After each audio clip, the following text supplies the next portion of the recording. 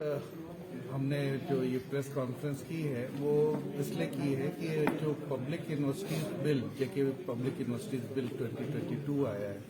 उससे हमारी यूनिवर्सिटीज की ऑटोनॉमी जो है वो खत्म हो रही है। जो उसके अंदर फाइनेंशियल ऑटोनॉमी तो एक तरह से चूंकि पब्लिक फंड्स हैं तो हमारे पास फाइनेंस ऑफिसर्स स्टेट से आते ही आते हैं, लेकिन अब एडमिनिस्ट्रेटिव एंड एकेडमिक ऑटोनॉमी पे भी प्रहार करने की कोशिश है, तो वो उसका हम विरोध करते हैं और इसी के लिए हमने ये प्रेस कॉन्फ्रेंस की ताकि हम अपनी बात कह पाए।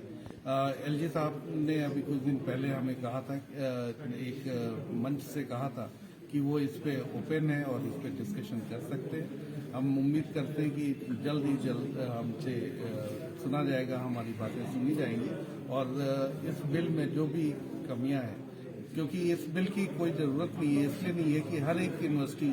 अपने अपने एक्ट से बनी हुई है और उसी एक्ट के तहत चल रही है और इतनी पुरानी यूनिवर्सिटीज हैं और इन्होंने अभी हम जो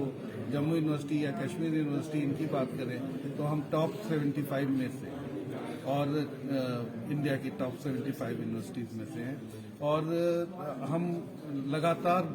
ग्रो करते जा रहे हैं। हमारे रिसर्च जो है वो इंटरनेशनल लेवल की है, हमारे फैकल्टी मेंबर्स जो हैं वो इंटरनेशनल लेवल पे जाने जाते हैं। तो ऐसा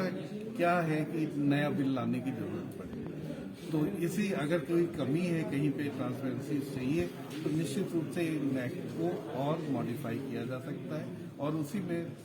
जो भी मॉडिफिकेशन करनी है करें। लेकिन ब्यूरोक्रेसी का जो एक तरह से इंटरफेरेंस इस बिल के थ्रू लाया जा रहा है, उनका वर्चस्व बढ़ाया जा रहा है, उसका हम विरोध करते हैं और हम चाहते हैं कि ये बिल जल्द से जल्द वापस लें।